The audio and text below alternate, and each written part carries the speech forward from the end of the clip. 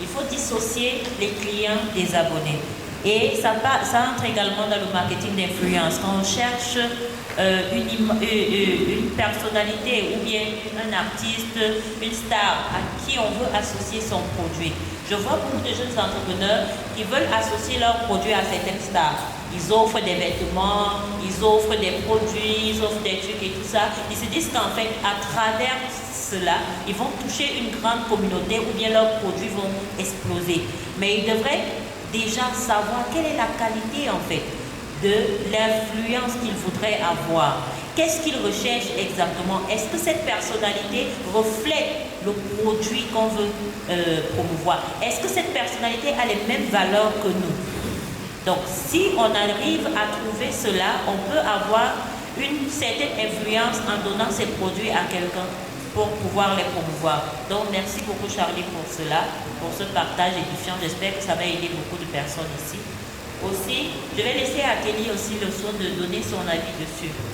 Qu'est-ce qu'il peut faire? Comment on peut faire avec cette histoire de buzz? Parce que Charlie a dit quelque chose d'intéressant. Le buzz, on a pris l'exemple de Cocos de Diamant. Elle a partagé l'argent. Et je pense que tout le monde a vu quand elle a arrêté de partager l'argent, quand elle a dit je ne donne plus d'argent.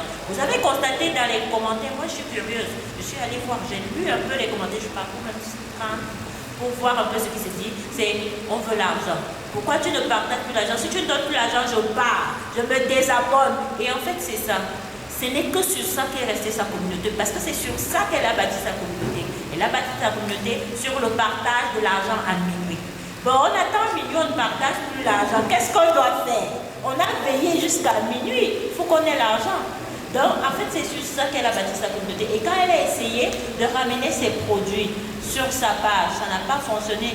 Moi, je regarde parfois quand une star fait les publicités, vous allez voir 22 abonnés, 22 commentaires. Même sur la page de Loupa Joie des cultures camerounaises. Et quand on fait de la publicité, vous allez voir 20, 19. Il n'y a pas 1000 likes. Hein?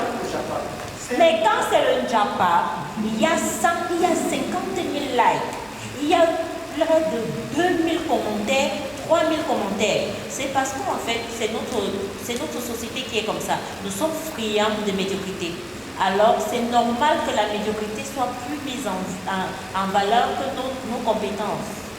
Donc, il faudrait déjà qu'on ait un certain mental qu'on va retravailler pour recentrer les Camerounais sur ce qui est important, sur ce qui a de la valeur. Voilà pourquoi on parle de l'éthique aujourd'hui. Donc, je vais laisser également à Kelly nous donner un mot sur cette histoire de buzz. Il est dans le culturel, il va nous en parler. Alors, merci beaucoup Tatiana et Charlie. Pour revenir à sa préoccupation sur le beau, voilà. François. Je ne vais pas le citer. C'est un marketing agressif. C'est du marketing agressif. C'est une forme de communication, voilà, qui s'effectue dans les rues, dans les lieux publics, où on contraint, voilà, l'aspect cognitif des gens à intégrer justement la valeur marchande d'un produit ou les caractéristiques de ce produit. On va donc entendre dans les grands carrefours, les centres des périphéries, le baume en longueur de journée.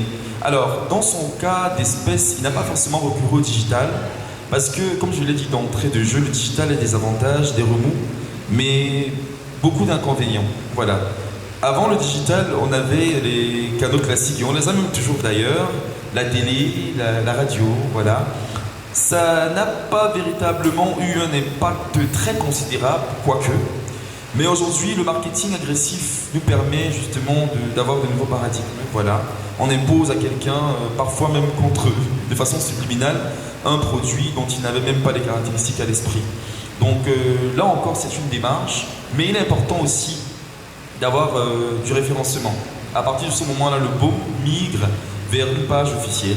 Voilà, baume, officielle, pour que les personnes qui viennent d'autres contrées puissent être peut-être édifiées, ou alors par rapport à un marché de gré à gré où un ministère exige peut-être le fait qu'il faut que l'entreprise ait une page pour pouvoir répondre aux besoins du marché. Donc, pour répondre à la préoccupation sur les buzz, la viralité, jeudi, généralement, j'ai une émission à Vision 4, voilà, où je suis consultant et chroniqueur chaque vendredi à partir de 15h. On parle d'entrepreneuriat, c'est la ligne éditoriale, la communication, les enjeux de notre mondialisation. Les figures de la toile aujourd'hui n'ont malheureusement pas œuvré pour la création de l'impact. Voilà. Beaucoup de personnes passent à côté de l'impact, mais priorisent la notoriété de bling bling. Et je crois que c'est la raison pour laquelle on assiste à une déquisance des mœurs aujourd'hui. Les gens préfèrent avoir des abonnés plutôt que des personnes qu'ils fidélisent et qu'ils impactent au quotidien. La raison pour laquelle, lorsque les internautes sont rassasiés, on va dire à une croqueuse de diamant par exemple que pourquoi tu ne partages plus l'argent à minuit, et on va demander à Nikoku Emilia pourquoi elle ne partage plus son lifestyle, on va demander à Nathalie quoi pourquoi elle ne voyage plus autant.